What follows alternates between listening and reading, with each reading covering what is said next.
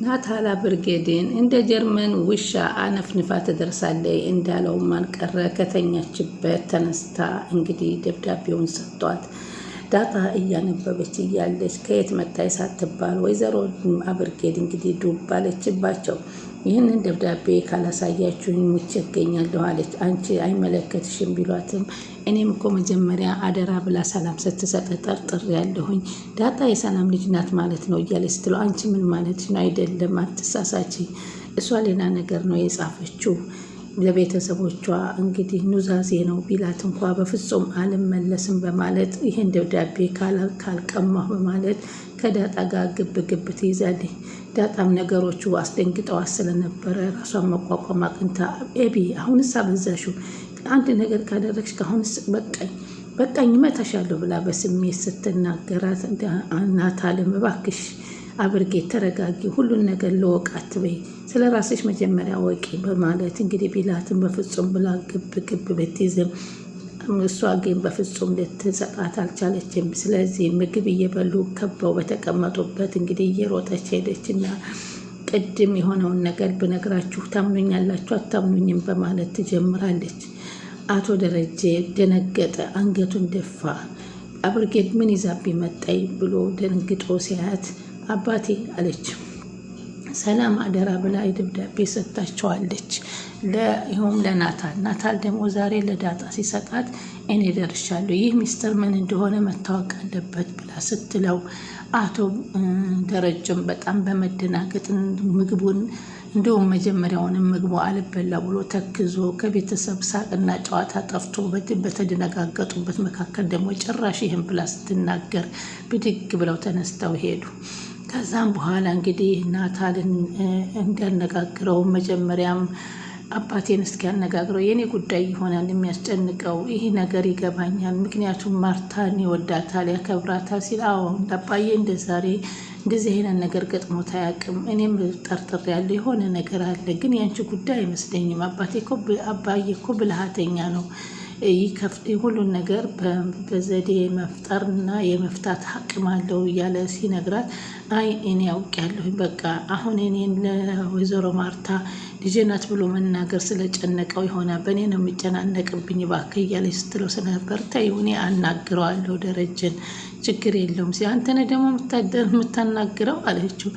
አዎ እኔና እኮ አባዬ እኮ በደንብ ነው የምናወራው እንግባባለን፣ ስለዚህ አናግረዋለሁ ብሎ ስለነበር አቶ ደረጀ ደግሞ ይሄ ነገር ናታል ምንድን ነው የሰጣት ደብዳቤ በማለት እንግዲህ ናታልን በድብቅ ይጠሩታል። ከዛ ናታልን ሲጠይቁት ሚስጥሩን ናታልም እንግዲህ እሷ የሰላም ልጅ መሆኗን አወቀ ማለት ነው። በጣም ተደናገጠ። ለዚህ ነው ለካ ሰላም በተደጋጋሚ ስለ ዳጣ ስታጣራኝና ስትጠይቀኝ የነበረው በማለት ራሱን በጣም ወደኋላ መለስ ብሎ ማዳመጥ ጀመረ። ከዛ አቶ ደረጀም እንግዲህ ምንድን ነበረ ሚስጥሩ ሲል እንግዲህ ይህን ነገር በእርግጥ እኔ ስተተኛ ነኝ እንዳትሰጥ ብላኛለች፣ ግን እዚህ ቤት ከሌለሁ ብላኝ ነበረ። እኔ እንግዲህ ከሌለሁ የምትለውን ነገር ሳየው ይሄን ቤት ለቅቄ ከሄድኩ መሰለኝና ለነገሮችን ሰጠኋትና አነበበችው በማለት ሲል አንተ ጥፋተኛ ነህ፣ እንዴት ትሰጣታለህ? እንዴት ሚስጥሩም እንዲሆን ሳታውቅ ያም ሆነ እኮ ለዳጣ ነው ስጥ የተባልኩት በማለት ለአቶ ደረጀ ይናገራል። አቶ ደረጀም እንግዲህ ናታል ሚስጥሩን እንዳወቀና ዳጣም እናቷ ሰላም መሆኗን ካወቀች በኋላ ይህንን ነገር እነሱ ብቻ በእነሱ እንዲቀርና ወይዘሮ ማርታ እና ማንም ሰው ሊያውቅ እንደማይችል እንደዚሁ ተሰባስበው ሶስታቸው መመካከር ጀመሩ። ሰላም ወደ ቻናሌ ተከታታዩ ሰላማችሁ በያላችሁበት ይብዛ። ለቻናሌ አዲስ የሆናችሁ ሰብስክራይብ፣ ላይክ፣ ሼር እያደረጋችሁበት ዳጣ ቀጣይ ፓርቲ ዘመተ። በዚህ ፓርት እንግዲህ ሰላም የጻፈችውን ደብዳቤ እየሰጣት እያለ እሷ ለማንበብ ስትከፍት እንግዲህ ወይዘሮ አብርጌድ ከየት እንደመጣች ሳትባል ዱብ ብላ ይህንን ሚስጥር ማወቅ አለብን እያለች ቤተሰቡን አናግተዋለች። ሆኖም ግን ይህን አይመለከትሽም፣ ይህ ሰላም የሰጠችኝ ደብዳቤ አይደለም፣ ይህ ሌላ ደብዳቤ ነው፣ ከወደነ መቅደስና ከወደነ ምሳሌ ከነ አካባቢ ቤቶች የመጣላት ደብዳቤ ነው እንጂ በአባቷ በኩል የመጣላት በአቶ ሲሳይ በኩል የመጣላት ደብዳቤ ነው እንጂ ሰላም አይደለም በማለት እንግዲህ ክደዋታል።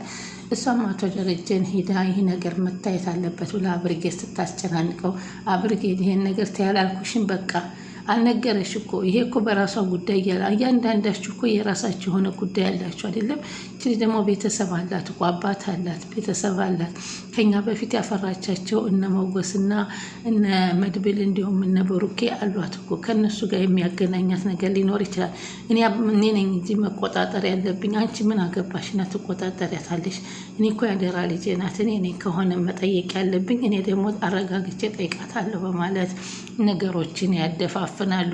ከዛም እንግዲህ ናታል ጋር ቁጭ ብለው መወያየት ጀመሩ። ይህ ነገር እንዴት ተከስቷል? አንዲት ቀን የተሳሳትኳት ስህተት ዘላለም ስትከተለኝ ትኖራለች ናታል።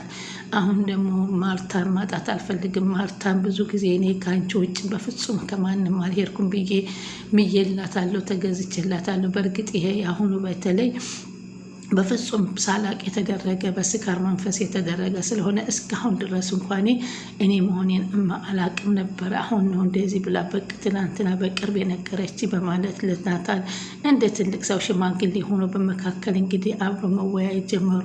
አዎ ትክክልና አባያ ከሰው ልጅ እኮ ከሰው ስህተት ከብረት ዝገት አይጠፋም ይባላል አይደለም? እኛ እኮ ከፈጣሪያችን አደምም ቢሆኑ ከምድር ላይ የወረደው ተሳስቶ ነው፣ ስህተት ያለ ነው በማለት እንግዲህ አገዳድፎ ይናገራል።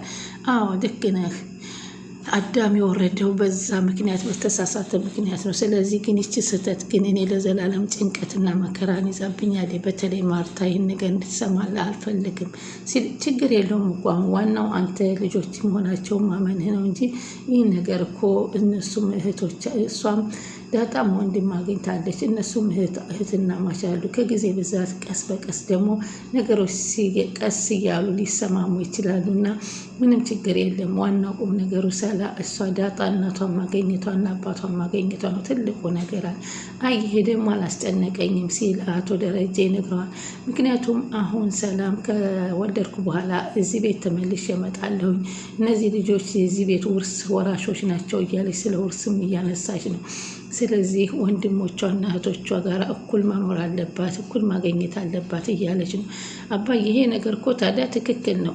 እኔ ዳጣና አብርጌድ እና ዳጣ እንዲሁም ውሃ እኮ አንድ ናቸው። አሁን የሚወለደውም ልጅ ቢሆን አንድ ናቸው። ስለዚህ ይህን ነገር አንተ ቀስ ብለህ ማስተካከል አለብህ እንጂ እነዚህ ልጆች የቤተሰባዊ እንትናቸው መነፈግ የለባቸውም ሲል ተናገረ።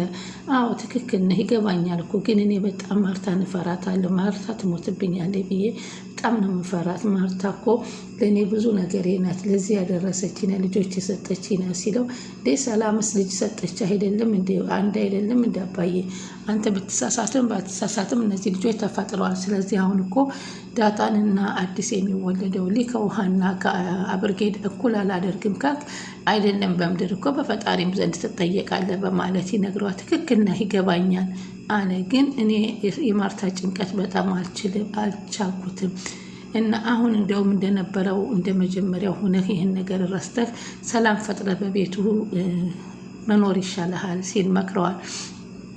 በቃ ይህን ለእኔ ተው አባዬ፣ እኔ ከሰላም ጋር አነጋገራለሁ፣ ዳጣንም አሳመናታለሁ፣ ሁሉንም ነገር አነጋግሬ መፍትሄ ይገኝለታል ቀስ በቀስ።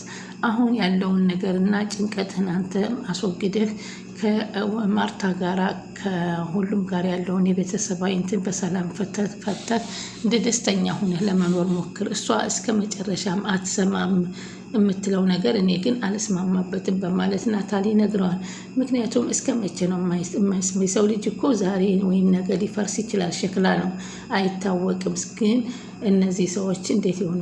ያን ጊዜ ወደፊት እንግዲህ እኔ ከሞትኩም ሆነ ምን ካልኩኝ ይቅርበኝ ብዬ እላለሁኝ። ከዛ በኋላ እንግዲህ እነሱ በዲኤንኤ እየተመረመሩ ሊተዋወቁ ይችላሉ ሲለው በፍጹም አለ ናታል። ይህ እስከዚህ ደረጃ መድረስ የለበትም። ግን አሁን ለጊዜው ተረጋጋ። ይህ ነገር እኮ ወደህ እንዳላደረግከው በስህተት የተፈጠረ እንደሆነ በደንብ ልታስረዳት ይገባል። እሷን ብትሆን ሰላምን ብትሆን አስቤበት አልሜበት ነው ዳጣን ስላጣሁኝ የዳጣ ምትክ ነው ብላለች። ስለዚህ እሷ እንጂ ያሰበችበት አንተ የምታውቀው ጉዳይ እንደሌለህ ለማርታ ቀስ ብለህ ታስረዳታለህ በማለት እንግዲህ ናታል ሽማግሌ ሆኖ ሰላም ፈጥሮ ከዚህ በኋላ ማርታ በጭራሽ መስማት የለባትም ብሎ አቶ ደረጀ ሲናገር ዳጣም በቃ አባዬ አትጨነቅብኝ፣ ስትጨነቅ አንተ ማጣት አልፈልግም። ናታል ተወው፣ እኔ እኮ አሁን ያለኝ አባዬና አንተ እንጂ ሌላ ኮምና አብርጌድና ውሃ እንጂ ሌላ እኮ ማንም አክስት አጎት የለኝም። ስለዚህ ደግሞ እኔ እስካሁን በፊት በልጅነቴ ምንም ባያደርግልኝም አሁን ደግሞ አባቴን አግኝቼ ሁሉን ነገሮችን እያደረገልኝ ስለሆነ ደስተኛ ነኝ። አባቴ አንድ ነገር እንዲሆን አልፈልግም አለች። እንኳን አሁን ሰላምዬ እናቴ መሆኗን አወቅኩና እናቴን አገኘሁ እንጂ እናትና አባቴን ካገኘሁኝ ምንም ሊጨናነቁብኝ አልፈልግም። ስለዚህ አባቴን ቀስ በቀስ ደግሞ የሚያሳምንበት ነገር እስከሚፈልግ ድረስ አባቴን በእኔ ምክንያት አንድ ነገር ቢሆንብኝ እኔ እጎዳለሁ ስትል ዳጣ ተናገረች። አቶ ደረጀማ ይዞሻል እጎዳብሽም በቃ ሰላምዬን ምን ያሳምናታለሁ አለች ዳጣ። በጣም ተደሰተች። ቢሆንም የአባቷ ትካዜና ሀዘንን እንዲረሳላት ለመነችው። በቃ አባዬ እኔ እንደውም በእኔ ምክንያት መስሎኝ ሳልነግር ልጠፋህ ነበር በማለት ስትነግረው በፍጹም ይሄ እንዳታደርጊው በማለት አቶ ደረጀም ተናገሩ። አሁን ወይዘሮ ማርታን እንግዲህ ቀስ እያሉ ወደፊት መንገር እንዳለባቸው እና ማሳመን እንዳለባቸው ከናታል ጋር ተመካከሩ። ሰላምንም ሄደው እንግዲህ ከዛ ያለውን ነገር ሁሉ ዳጣም በድብቅ እናቷን እያገኘችና እንዳሁኑ አቶ ደረጀን በድብቅ አባቷ ሆኖ እንደምታደርገው እናቷን ፍቅር እንድታገኝ መከሯል። እስከምንገናኝ ላይክ ሼር እያደረጉ ይጠብቁን።